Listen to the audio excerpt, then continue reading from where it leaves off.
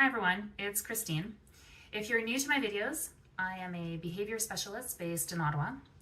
I do a number of things within my practice, but one of them is I work with business executives who are introducing a new business strategy to help their organizations maintain growth and success. And in implementing a new business strategy, that inevitably means helping people change the way that they work and the way that they behave at work. Now in today's video, I want to talk about culture. It's a hot topic right now. It's being spoken about in events and conferences and also within peers. And so I want to provide my opinion on this topic. So when I talk to leaders about culture, some of them will say, look, Christine, I've got culture covered.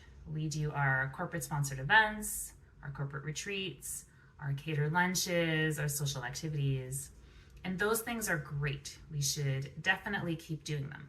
They can create a sense of belonging within a team. It's great for employee engagement, so very much worthwhile. But those events don't directly influence your culture. So when I think about culture, I think about behaviors. And more specifically, it's the way that we behave even when no one is looking. So if I'm an organizational leader, then I'm looking for behaviors that fuel rather than hinder productivity. Okay, so what are those behaviors? Well, if I'm not necessarily paying attention to my culture, if I'm not intentionally cultivating the culture that would serve us, then behaviors start to pop up, right? Things like, I'm gonna look the other way while someone spreads toxicity because, well, they're a really good performer. Or I'm gonna burn out my team to hit my numbers, right? So there are some behaviors that sure, maybe in the short term, help from a productivity perspective, that's not sustainable.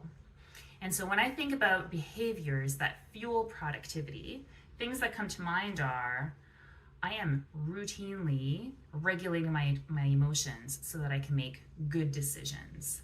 I am fostering trust and rapport across the organization with people in different teams, because I know at some point I'm going to have to collaborate with that team, and that trust and rapport is going to take me a long way.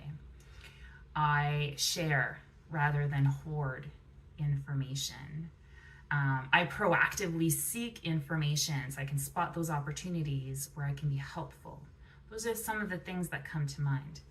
And so just kind of sum all of this up, when we think about culture, it's a few things: being intentional about cultivating a culture that will help us achieve the growth and the success we're looking for.